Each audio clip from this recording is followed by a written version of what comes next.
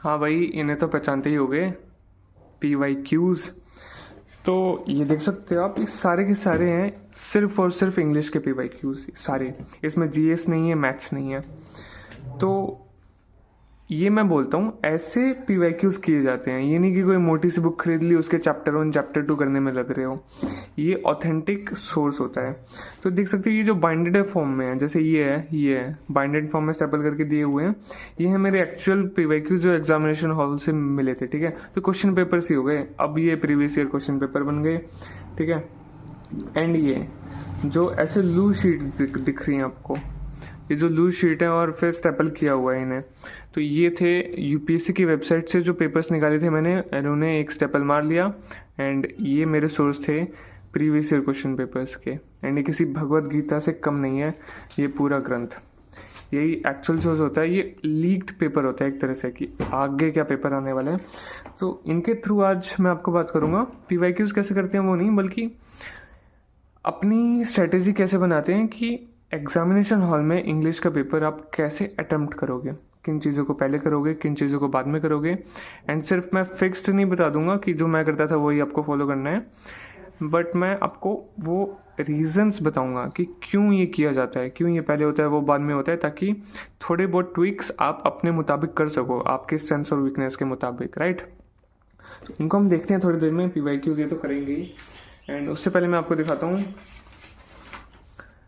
ये, अब ये क्या है, एंड ये एंड ये क्या है।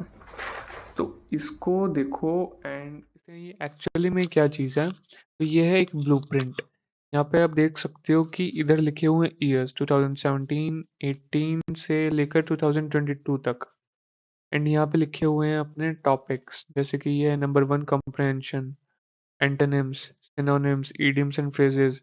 तो ये एक पूरा ब्लॉक बन जाता है वन वर्ड सब्स्टिट्यूशन तक, एक वोकैब का सेक्शन।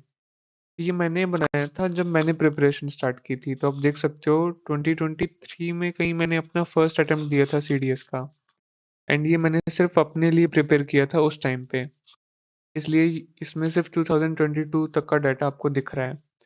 बट आप ऐसा सिमिलर बना सकते हो आगे की ईयर्स के लिए, अपने लिए, खुद के लिए।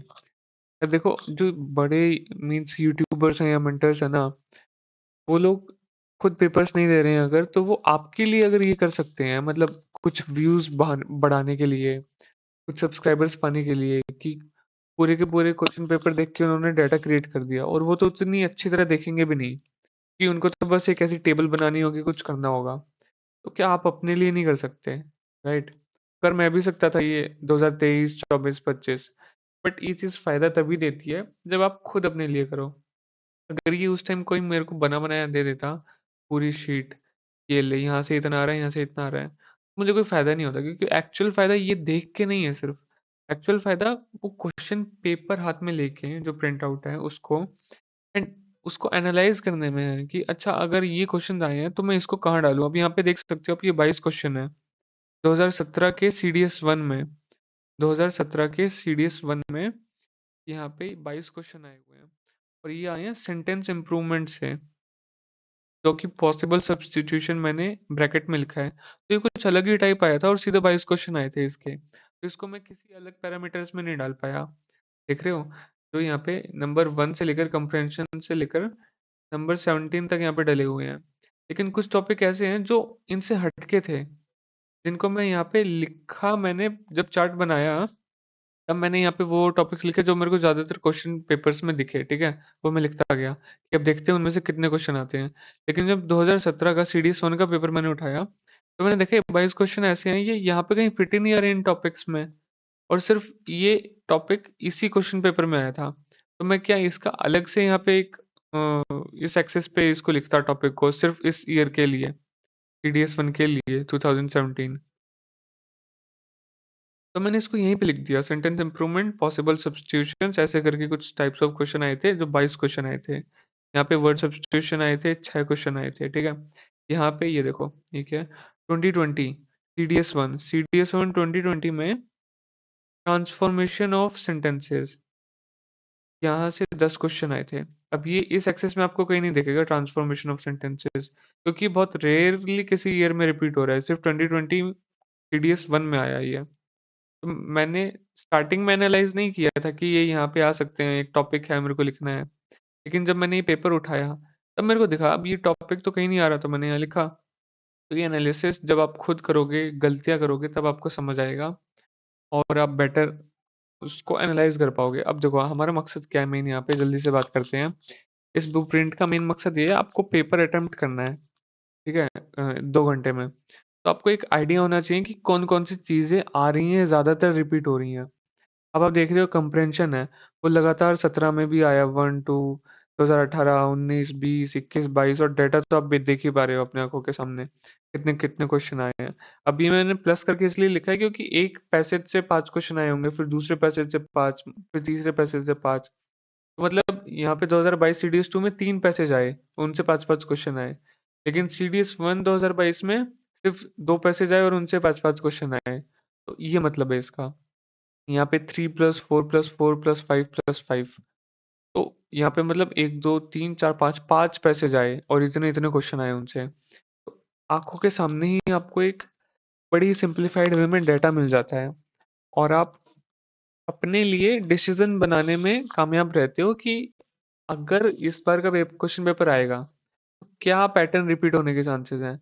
अब आप देख रहे हो मैंने यहाँ पे वन वर्ड सब्स्टिट्यूशन लिख तो दिया था कि ये हो सकता है आ रहा हो, लेकिन जब मैं एनालाइज करने बैठा तब ये ब्लैंक ब्लैंक ब्लैंक गया पूरा, पूरी टेबल ब्लैंक गई है ज़्यादातर, सिर्फ एक जगह वन वर्ड सब्स्टिट्यूशन कहीं आया होगा, ठीक है। तो मैंने इसे यहाँ पे क्रॉस किया, इसकी तो ज़रूरत ही नहीं है, उतना पढ़ना ही नहीं है, हो सकता आया हो। अब ये आपकी ड्यूटी है, आपको देखना है 2023 24 और 25 में क्या क्या आया है। आप इस टेबल को भी यूज़ कर सकते हो, इसका फॉर्मेट यूज़ कर सकते हो, ठीक है।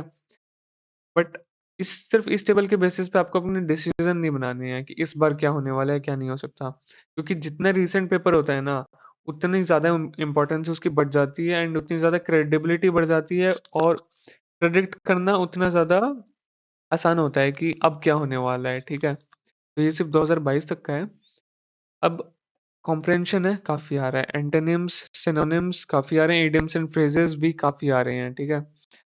तो ये था मेरा वोकैब वाला पार्ट, जिसमें से वन वन सब्स्टिट्यूशन हो गया था आउट, ओके। तो एक बार इसको कर लेते हैं highlight, antonyms synonyms idioms and phrases, ये हो गया अपना एक ब्लॉक वोकैब का, ठीक है। अब यहाँ पे स्टार्टिंग में आया था कॉम्प्रहेंशन रीडिंग से, अब और देखते हैं नीचे। अब आ रहे हैं हमारे एक ऑर्डरिंग, ऑर्डरिंग ऑफ सेंटेंसेस वाले पार्ट्स, ठीक है। ऑर्डरिंग ऑफ वर्ड्स हो गया, ऑर्डरिंग ऑफ सेंटेंसेस हो गया। कंटिन्यूअस क्वेश्चंस आ रहे हैं, तो कोई वो ही नहीं है, कोई पॉसिबिलिटी नहीं है कि अब हमारे पेपर में ना आए। हाँ, वो अलग बात है अगर 2023 24 या 25 में किसी एक में भी अगर नहीं आया है, तो हम ये नहीं कह सकते कि अब की बार भी नहीं आएगा, क्योंकि ब्रॉडर ट्रेंड हमें दिख रहा है। अगर यहाँ पे एक भी कहीं पे मिसिंग हो जाता ना, कि यहाँ पे नहीं आया, यहाँ पे नहीं आया, तो हम ये नहीं कह सकते थे कि अब जो आगे पेपर होने वाला है उसमें भी नहीं आएगा, क्योंकि ज्यादातर तो रिपीट हो ही रहा है, एक आध बार एक्सेप्शन हो सकता है, ठीक है। और हम प्रोबेबिलिटी पे ही सारा खेल चलता है यार, उसी पे हम प्रेडिक्ट करते हैं। तो अब आगे देखते हैं, अब क्या आ रहा है। अब हमारे जो ग्रामर का पार्ट है, ठीक है, क्लोज टेस्ट हो गया, प्रीपोजिशंस एंड डेटा माइनस हो गया, स्पॉटिंग ऑफ एरर्स हो गया, ये भी काफ़ी आ रहा है, देख रहे हो। पहले तो 2017 में तो 25 आए हुए हैं, फिर 10 10 10 10 10 करके, फिर पार्ट्स ऑफ स्पीच हो गया, तो ग्रामर से इतना सब आया हुआ है। अब आप एक चीज़ देखो, ये जो है एक्टिव पैसिव डायरेक्ट इनडायरेक्ट और स्पेलिंग, यहाँ से इतने क्वेश्चंस आ रहे हैं, कभी यहाँ तो आए नहीं, सॉरी, ठीक है। कहीं पे 5 आए हैं, कहीं पे 6 आए हैं, 5 है, फिर आए हैं 10 आए हैं कहीं पे, फिर पूरा ब्लैंक गया है ये।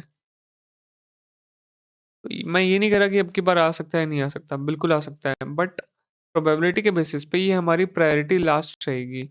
इसलिए मैंने यहाँ पे लिखा भी है, देख रहे हो आप, यहाँ पे मैंने लास्ट लिखा है LAST, कि मेरा बाकी सब हो जाएगा ना, बाकी सबसे मैं संतुष्ट हो जाऊंगा कि तैयारी हो गई है। उसके बाद अगर टाइम बचता है तब मैं इनको देखूंगा कि एक्टिव पैसिव देखते हैं, डायरेक्ट इनडायरेक्ट देखते हैं, स्पेलिंग्स देखते हैं, कुछ ना कुछ हो सकता है आ जाए, ठीक है। क्योंकि एक बात तो पक्की है, अगर आता है तो 5 क्वेश्चन 6 क्वेश्चन ये तो मिनिमम आ रहे हैं, 5 हो सकते हैं, 10 हो सकते हैं। और जो ट्रेंड देख रहे हैं अभी हम आजकल वो तो 10 10 10 का ही है, हाँ। सेंटेंस कंप्लीशन ये पहले नहीं आता था, ठीक है। उसके बाद ये 2021 2021 2022 23 ऐसे आना स्टार्ट हो गया ये, तो सेंटेंस कंप्लीशन भी काफी आने लग गया था, तो इसे भी अच्छी तरह प्रिपेयर करना था, राइट।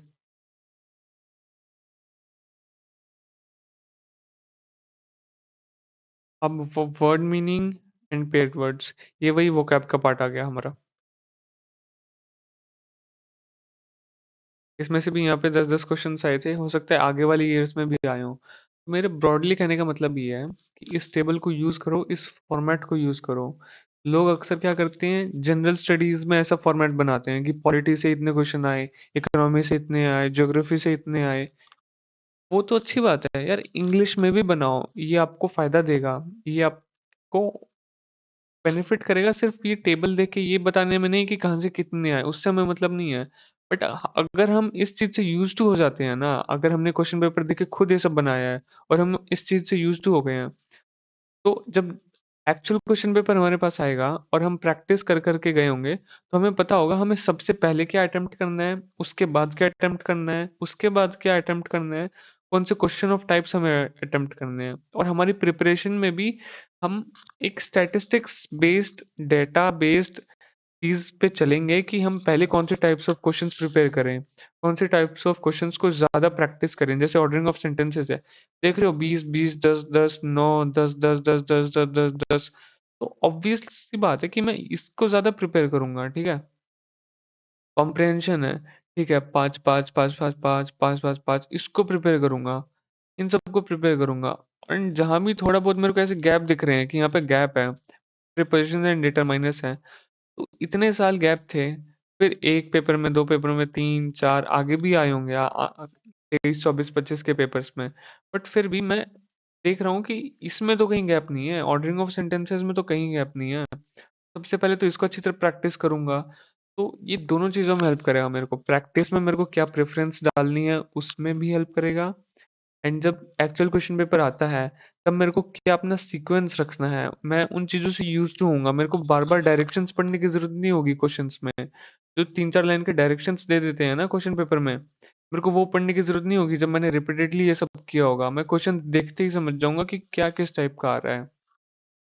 तो ये हुई एक बात, इस टेबल को आपको अच्छी तरह यूज करना है। मैं एक बार इसको थोड़ा छोटा भी कर देता हूँ ताकि अगर आपको स्क्रीनशॉट लेना हो तो आप ले पाओ। आई होप अब ये दिख रहा होगा आपको प्रॉपरली। तो ऐसी टेबल आप प्रिपेयर कर सकते हो अपने लिए, एंड डेफिनेटली करनी चाहिए, इट्स नेवर टू लेट। सबसे अच्छा फायदा देता है जब आप प्रिपरेशन स्टार्ट करते हो, एंड सेकंड टाइम जब आप एग- अपना सिलेबस खत्म कर लेते हो एक बार, एंड एग्जाम के पहले आप इस चीज को देखते हो, ठीक है, लास्ट के 30 डेज में, 15 डेज में।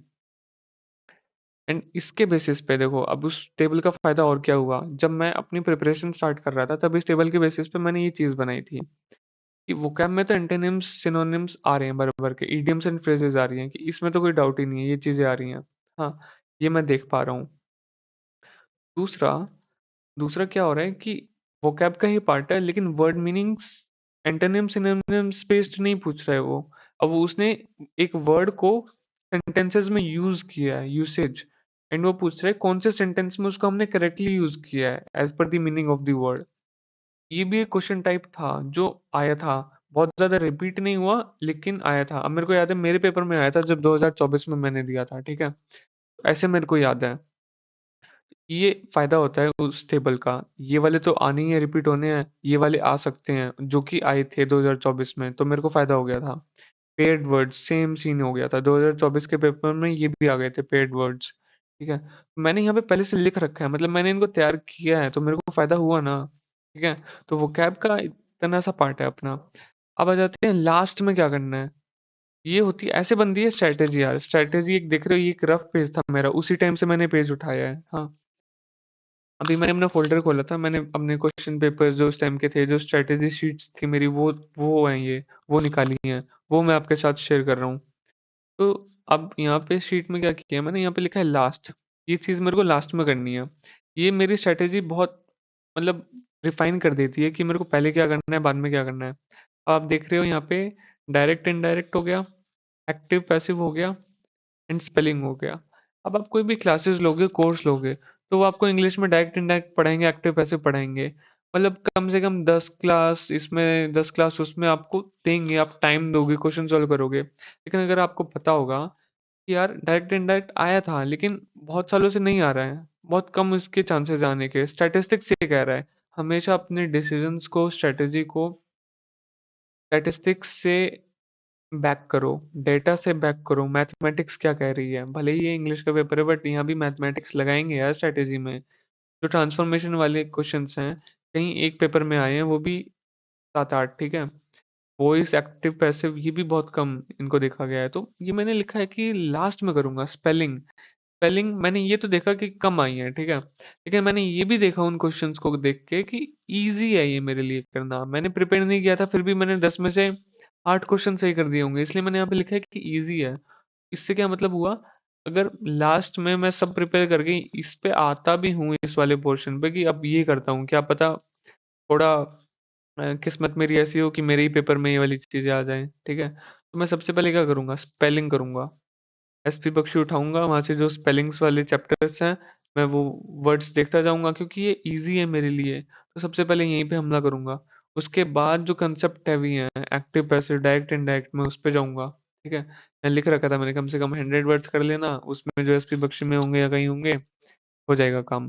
But the thing is, the keys last में करना है। दूसरी चीज आती है grammar.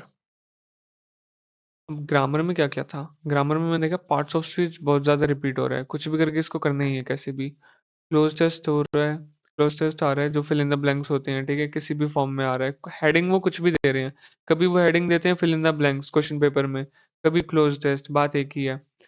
And preposition and determiners ये आ रहे हैं। यहाँ पे मैंने इजी भी लिखा है, आर्टिकल्स, डिटरमाइनर्स में जो आर्टिकल्स आ रहे हैं वो इजी आ रहे हैं, ठीक है। स्पॉटिंग ऑफ एरर है। तो ग्रामर ये पूरा पोर्शन बना रहा है मेरा। तब देख रहे हो एक ही शीट में मेरे को चीज़ें क्लियर हो गई हैं कि वो कैब से डेफिनेट चीज़ें यही आ रही हैं, तो ये तो करनी है, ठीक है। ये वाली कभी कभार आ जाती हैं तो मेरे को इनको भी देखना है। ये वाली चीज़ें लास्ट में करनी है, तो मेरे को अभी तो इधर देखना ही नहीं है। तो मेरा पोर्शन ये ब्लॉक था एंड ये ब्लॉक था, ठीक है। इसमें भी जहाँ जहाँ मैंने इजी लिखा है, या तो मैं उसे प्रिपरेशन में ध्यान दूंगा पहले, और दूसरा मैं प्रिपरेशन में दूं या ना दूं, इजी तो है ही ना। मैं क्वेश्चन पेपर में तो ध्यान दूंगा ही दूंगा सबसे पहले। Okay, parts of speech, cloze test, fill in the blanks, preparation, determiners, spotting of errors. यहाँ मैंने रेंडन मार्टिन लिखा हुआ है सोर्स में, इसे अवॉइड कर सकते हो, ये काफ़ी हैवी हो जाएगी। आजकल यूट्यूब ही बेस्ट सोर्स है पढ़ने के लिए, कुछ भी प्रैक्टिस करने के लिए। देख रहे हो, अब मैंने कुछ टाइम ये सब मैंने पहले बनाया था, एंड ये सब मैंने इस पे इम्प्लीमेंटेशन मैंने स्टार्ट की। उसके बाद मैंने क्या किया, मैंने देखा कि ये सब तो ठीक है, अब क्वेश्चन करने जाते हो ना, तो कुछ टाइप्स ऑफ क्वेश्चन है, जैसे कि ऑर्डरिंग ऑफ सेंटेंसेस और सेंटेंस कंप्लीशन, ये मांगते हैं प्रैक्टिस। यहाँ पे आपका पढ़ना, यहाँ पे कुछ थ्योरी पढ़ना, सिर्फ टीचर से कुछ पढ़ लेना, वीडियोस देख लेना काफ़ी नहीं है, क्योंकि यहाँ पे सिर्फ और सिर्फ कंसेप्ट्स नहीं है, यहाँ पे चाहिए प्रैक्टिस। तो अगर यहाँ से मार्क्स उठाने हैं तो मेरे को चाहिए थी प्रैक्टिस, तो मैंने यहाँ पे आके लिख लिया। ऐसी मेरी फाइनल स्ट्रेटेजी बनी थी इंग्लिश की, ओके। कहने का पूरा जो कंक्लूजन मैं निकालूं इस पार्ट ऑफ वीडियो से, जो आपको मिलेगा, कि ये टेबल आपको क्या फ़ायदा दे रही है, मैंने वो समझाने की कोशिश की है। कि ये आपकी साइकी को डेवलप कर रही है, आपको मैथमेटिकल बैक्ड डेटा दे रही है, जिस पे बेस्ड आपकी स्ट्रेटेजी होगी। और स्ट्रेटेजी ऐसी होगी कि वो आपको प्रिपरेशन फेज में क्या आपको अपनी वो प्रायोरिटीज रखनी है, उसको बताएगी। पहला तो ये, ठीक है। दूसरा, आप जब एक्चुअल एग्जाम हॉल में होगे एंड पेपर कर रहे होगे, ठीक है, एक्चुअल क्वेश्चन पेपर सॉल्व कर रहे होगे, तब आपको चीज़ें नई नहीं नई नहीं लगेंगी। आपको देखोगे आप, अगर आपको सबसे पहले आ गया कि एक्टिव पैसिव का कोई क्वेश्चन आ गया, ठीक है, एंड उस पे 5 क्वेश्चन है, तो उसको देख के आप डरोगे नहीं, आपको पता होगा कि ये हर साल तो नहीं आता था, इस बार आया है, अगर क्वेश्चन पेपर में मेरे को दिखा, तो मैं वो भले ही पहले 5 क्वेश्चन होंगे, मैं उसको छोड़ूँगा, मैं पहले बाकी पेपर करूँगा एंड मैं लास्ट में आऊँगा इस पे, क्योंकि मेरे को पता है ये कट ऑफ नहीं डिसाइड करेंगे। क्योंकि अगर ये पहले नहीं आ रहे थे, इस बार ही आए हैं, तो बहुत अच्छे चांसेस हैं बाकियों ने भी नहीं किए होंगे एंड मेरी भी प्रायोरिटी प्रिपरेशन फेज़ में तो वो लास्ट ही रही होगी, ठीक है? तो मैं उस पे पहले क्यों आऊँगा? मैं अपने क्वेश्चन पेपर पे बाकी चीज़ें करूँगा। इस तरह ही आपकी प्रिपरेशन स्ट्रैटेजी और क्वेश्चन पेपर में वो सॉल्विंग स्ट्रैटेजी जो उस डी डे पे होती है, उसको उसको बनाती है। तो that is the importance of this thing. And अब हम वापस जाएँगे अपने एक्चुअल क्वेश्चन पेपर पे एंड आपको समझाऊँगा कि किस सीक्वेंस में आपको चीज़ें करनी होती हैं। एक्चुअल में उस दिन क्वेश्चन पेपर को आपको किस तरह अप्रोच करना है एंड उसकी प्रैक्टिस 15 दिन पहले, 30 दिन पहले कैसे करनी है ताकि आप यूज्ड टू हो जाओ एंड आपका कोई क्वेश्चन छूटे नहीं। Okay, good bye.